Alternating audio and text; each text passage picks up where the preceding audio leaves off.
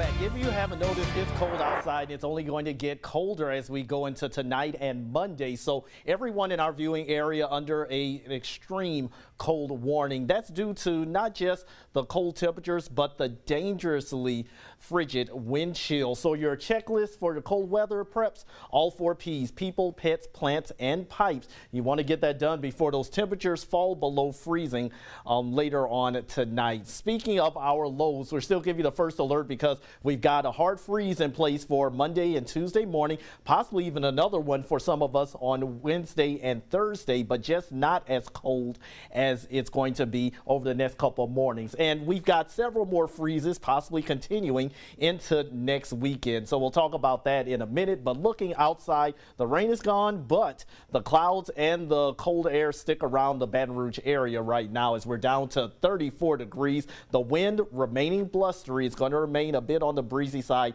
for tomorrow as well, but then the wind should settle down by Tuesday. Notice a surge of colder air all the way down to the Gulf Coast. We're warmer than Houston. Houston's at 28 degrees, 21 in Dallas. And what's all that from? Well, we've got that cold front finally exiting the region. A few severe storms have been reported ahead of that front in parts of Florida, Georgia, and southern Alabama. But our colder temperatures coming tonight, we're going to be mostly in the 20s. Our northern Florida parishes into Mississippi, however, you're likely going to be in the teens. And with that wind, it's going to feel like we're in the single digits and right near 10 degrees to 15 degrees across much of the area. And it doesn't look like that's going to change much for your Monday. Looking at Monday afternoon, though, at least it's going to be a sunny day. That's the good news I can give you. The bad news, well, our temperatures, they're not going to be all that warm whatsoever. We're only going to be topping out mainly in the 30s and 40 degree temperatures